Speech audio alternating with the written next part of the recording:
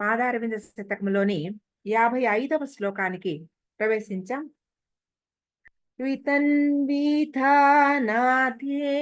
మమ శిరసి కామాక్షి కృపయా పదాంభోజన్యాసం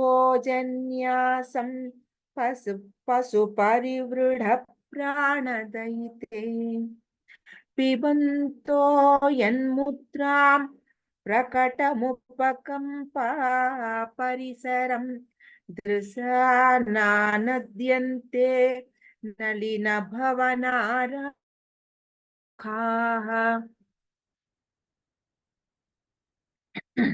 ప్రతిపదార్థానికి వస్తే పశు పరివృఢ ప్రాణదయితే.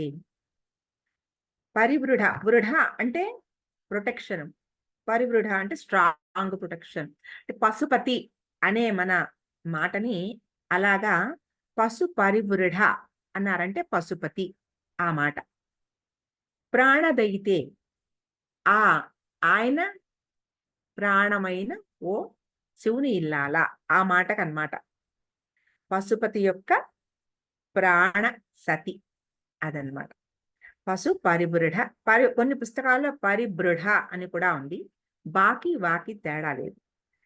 కామాక్షి, ఓ కామాక్షి దేవి, నాథే యజమానురాల, యన్ముద్రాం దేని చిహ్నమును అంటే ఆవిడ పాదముద్రలు, దానికి సంబంధించి చెప్తున్నారు అన్నమాట.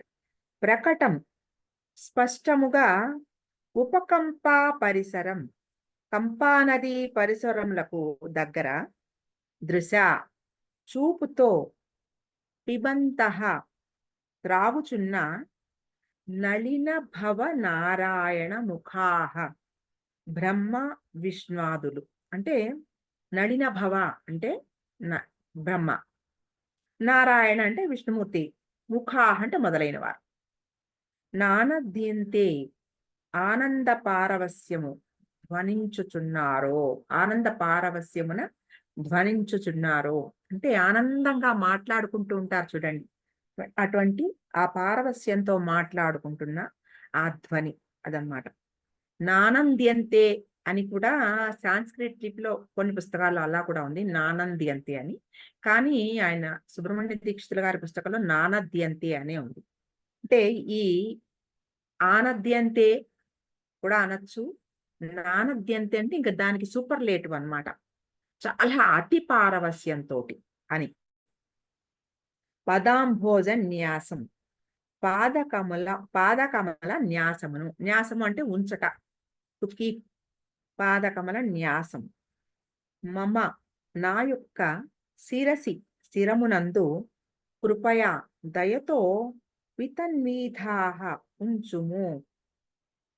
అది అంటే మనం ఈ భాష అంతా ఒక్కసారి మళ్ళా చెప్పుకుంటే, నాథే వితన్వీధ మమ శిరసి కృపయా పదాంభోజ న్యాసం.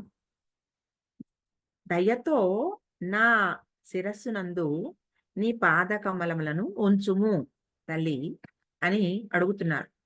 ఏ పాదాలు అది చెప్తున్నారు ఇక్కడ. పశు పరివృఢ ప్రాణదయితే. పశుపతి అంటే జీవులన్నీ కూడా పశువుల కిందే లెక్క. ఆ కొంత పురోగమనం అంటే కొంత జ్ఞానం కలిగే వరకు జీవికి పశువులకి ఏమీ తేడా లేదు. ఆహార నిద్ర మైథునాలు అన్నీ వాటికి మనకి ఒకటే. జ్ఞానం వికసించినప్పుడే పశువులకి ఒక సాధకుడికి తేడా. కాబట్టి పశుపతి ఆయన అందరికీ, నువ్వు జ్ఞానం ఉన్నా లేకపోయినా దేనికైనా ఆయన నాథుడు పశుపతి. ఆయనే ఆ జీవులనన్నిటినీ కూడా కాపాడేవాడు ఆయనే. కాబట్టి ఆయన్ని పశుపతి అంటారు. ఆ పశు పరివృఢ, అటువంటి పశుపతికి కూడా ప్రాణదయితే, ఆయన ప్రాణంగా సహచరించే, ఆయన లోపల శక్తిగా అన్ని ప్రాణాలుగా లోపల చెరిస్తూ ఉండే ఆ చైతన్యం ఆవిడ. కాబట్టి ఇందులో ఈ సంబోధనలోనే చాలా అర్థం పెట్టారు. పశుపతి అంటే పశువు నుంచి ఎదగవలసిన ఒక జీవిని గురించి ఒక ప్రస్తావన చేశారు.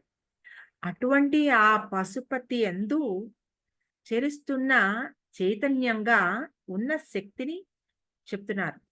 కాబట్టి మన అచీవ్‌మెంట్ ఏముండాలి? ఆ శక్తిని పొందడం కోసమే. ఈ పశు స్థాయి నుంచి చైతన్య స్థాయికి ఎదగాలి. ఆ చైతన్యాన్ని గుర్తించగలిగిన స్థాయికి ఎదగాలి. ప్రతి సంబోధనలోనూ చాలా డీప్ మీనింగ్స్ బాగా మనం ఆలోచన చేస్తూ ఉంటే వెళ్తాయి అవి. కామాక్షి, ఓ కామాక్షి దేవి, నాథే యజమానురాలా, నా జీవనానికి, నా జీవితానికి నువ్వే నాథ. నువ్వే నాకు. నువ్వు లేకపోతే నేను అనాథ. నువ్వు లేకపోతే నాకు ఇంక వేరే ఏ ఆలంబన లేదు. అటువంటి ఆలంబన నాకు ఇవ్వగలిగిన దానివి నువ్వే. కాబట్టి నువ్వే యజమానురాల. నా జీవితానికి నేను నీ సేవిక అని. యన్ముద్రాం దేని చిహ్నమును అన్నారు. అంటే పాదముల ముద్రను. ఈ ఏ పాదములు ఏవి మనని ఈ జీవి స్థాయి నుంచి సాధక స్థాయికి, ఇంకా ఉన్నత స్థాయికి తీసుకెళ్ళగలవు అంటే, ఆ పాదాంభోజాల ఆ గొప్పతనాన్ని ఇప్పుడు చెప్తున్నారు. పిబంతో యన్ముద్రాం ప్రకటముపకంపా పరిసరం. ప్రకటం ఉపకంపా పరిసరం. ఉపకంపా పరిసరం అంటే ఆ కంపా నది తీరమున అక్కడ ప్రకటం ఆ పాదాల ముద్రలు కనబడ్డాయట. ఆ అమ్మవారు ఇష్టంగా ఆ కంపా తీరంలో ఆ కాంచి ఆ నగరంలో ఆ కంపా తీరం అంటే ఆ ఇసక తిన్నెల మీద ఆవిడ ఇష్టంగా చరిస్తూ ఉంటుందిట. ఉండేది. ఎప్పటినుంచి? ఎప్పుడు? ఎప్పుడో చాలా కాలం నుంచి, ఎన్నో యుగాల నుంచి ఆ పాదాలక్కడ చేరుస్తూ ఉండేవిట. అయితే ఆ ప్రకటమైన ఆ పాదముద్రలు ఎవరికి కనపడ్డాయి? నళినభవ నారాయణ ముఖాహ. ఈ నళినభవుడు, నారాయణుడు ఆదిగా కలిగిన ఆ విష్ణుమూర్తి, బ్రహ్మ మొదలైన వారు ఆ ముద్రలన్నీ వాళ్ళు గమనించారు. ఈ కాంచీ నగరంలో ఆ కంపా తీరంలో ఆ ఇసుక తిన్నెల మీద ఆ పాదముద్రలను వాళ్ళు గమనించారట. ఆ గమనించి ఆ పాదముద్రల దగ్గరికి వెళ్ళి పిబంతో యన్ముద్రాం, ఆ పాదముద్రలని వాళ్ళు తాగుతున్నారట. పాదముద్రలని తాగడం ఏంటి? చూస్తారు ఎవరైనా. కంటికి కనబడుతుంది. కానీ తాగడం ఏంటి? ఎప్పుడైనా మీరు కొన్ని భావాలు అబ్బా! అందాన్నట్లు జుర్రేస్తున్నారు కళ్ళతో అంటారు. ఎప్పుడైనా ఆ భావం వింటే అసల కళ్ళు పక్కకి తిప్పలేనట్టుగా అలాగా కళ్ళతో పీల్చి పారేస్తున్నారు. అలా అంటారు, భావం వింటారు. అలాగా వాళ్ళు ఆ పాదముద్రల యందు ఉన్న అద్భుతమైన భక్తితోటి ఆ పాదాల దగ్గర, ఆ ముద్రల దగ్గర కూర్చుని ఆ పాదముద్రల ఆ ఆనందాన్ని వాళ్ళు కళ్ళతోటి తాగుతూ ఆనందాన్ని అనుభవిస్తున్నారట. అనుభవిస్తూ ఏం చేస్తున్నారు? నానద్యంతే ఆనంద పారవస్యంతో ఏవేవో మాట్లాడుతున్నారు. ఏవో ఎన్నో భావాలని గొప్ప గొప్పగా వర్ణిస్తున్నారు వాళ్ళు. అంటే ఆ పాదముద్రని చూస్తూనే వాళ్ళకి ఎన్నో భావాలు వచ్చేస్తున్నాయి. ఆ పాదాల్ని అక్కడి నుంచి విడిచిపెట్టలేకుండా ఎన్ని భావాలనో వాళ్ళక్కడ కూర్చొని నళిన భవ నారాయణ. అంటే ఆ స్థాయి ఉన్న ఆ దేవతలు వారికే ఆ పాదముద్రల యందు అంత అనురక్తి ఉంటే, ఆ స్థాయి పొందిన వాళ్ళకే చిట్ట చివరి స్థాయిలో ఉన్నవాళ్ళం మనం. ఎంత భావన చెయ్యాలి ఆ పాద ముద్రలని అయినా మనం గమనించాలంటే, ఇప్పుడు ఈ పాదారవింద శతకంలో ఈ 100 శ్లోకాలుగా మనకి చెప్తున్నారు. అంటే ఈ పాదాలు మన ఎంత ముద్రించుకుపోవాలో మీరు ఆలోచించండి. ఎంత ముద్రించుకోవాలో వాటిని మనం ఎంత భావన చెయ్యాలో, ఎంత అనుక్షణము మనసులో సాధన చేస్తూ ఉండాలో ఆ పాదాల గురించిన. అటువంటి ఆ అమ్మవారి పాదాలని ఎవరైతే వాళ్ళు ఆ దేవతలందరూ ఆ పాదముల యందరి ఆనందాన్ని పారవస్యంతో గ్రోలుతున్నారో, కళ్ళతో తాగుతున్నారో, అటువంటి ఆ పాదాలని కృపయా అంటే నా తల మీద ఉంచమ్మా మమ శిరసి కామాక్షి కృపయా. నా తల మీద ఆ పాదాలని దయతో ఉంచు తల్లి. నా నెత్తి మీద కూడా ఉంచు. సౌందర్యలహరిలో మీరు గుర్తు చేసుకుంటే 84వ శ్లోకంలో శంకరాచార్యుల వారు కూడా ఇటువంటి భావాన్ని శృతీనాం మూర్ధ అనో శ్లోకంలో శిరసి దయయా ధేహి చరణౌ, నా తల మీద కూడా దయతో ఉంచమ్మా అటువంటి పాదాలు. శృతినాం అటువంటి శృతులు పురాణాలన్నీ కూడా నీ పాదాల దగ్గరే ఉంటాయి, నీకు మొక్కుతూ ఉంటాయి. అటువంటి పాదాలని నా తల మీద కూడా ఉంచు తల్లి అని ఆయన అడిగినట్టు ఆ సౌందర్యలహరిలో చెప్పారు. అలాగే భావం, అలాగే ఈయన కూడా చెప్తున్నారు. అటువంటి బ్రహ్మ విష్ణువాదులకి కూడా ఎంతో ఆనందాన్ని ఇస్తున్న ఆ పాద ముద్రలు, అటువంటి ఆ పాదాలని నా తల మీద ఉంచు. నా తల మీద ఉంచితే నాకేమవుతుంది?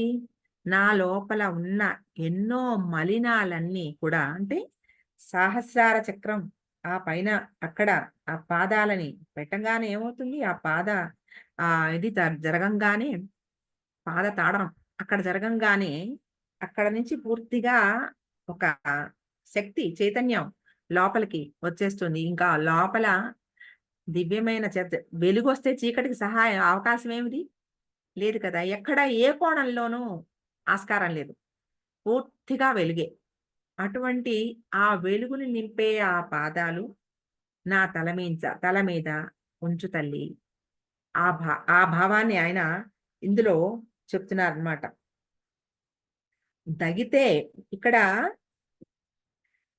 పశు పరివృఢ దగితే అని కూడా అనొచ్చు. దగితే అంటే కూడా ఆయన యొక్క భార్యగా ఆయన ఆయన ఎందు సంచరించే అని ప్రాణదయితే అంటే చాలా ముఖ్యమైన ఆ భావాలను ఒక్కొక్క పదంలోనూ చాలా ముఖ్యమైన భావాలని ఏంటంటే ఇంటెన్సిటీ, తీవ్రత, ఆ భావంలో ఉండే తీవ్రతని బాగా పెంచే కొన్ని పదాలని అలా వాడారనమాట.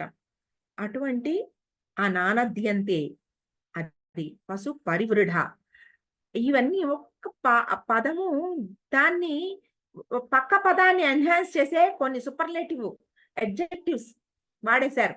అంటే వాటిలో తీవ్రత బాగా పూర్తిగా మనం అనుభవించాలి, ఆనందాన్ని పొందాలి. అటువంటి అద్భుతమైన పాదాలని ఇప్పుడు మనం గుళ్ళో వెళ్తే శటకోపం పెడతారు. శటకోపం మీద ఏముంటాయి? ఆ దేవత యొక్క పాదాలుంటాయి. అది తలకి ఒకసారి ఇట్లా తగిలిస్తారు. ఆ తగిలించడం అంటే ఏమిటి? ఆ శక్తి ఆ పాదాల యొక్క చైతన్యం మన లోపలికి ప్రసరించాలని. అది మామూలుగా కొన్ని మాట శఠకోపం పెట్టింది నాకు అదంటే దెబ్బ తగిలితే అనుకుంటాం మనం.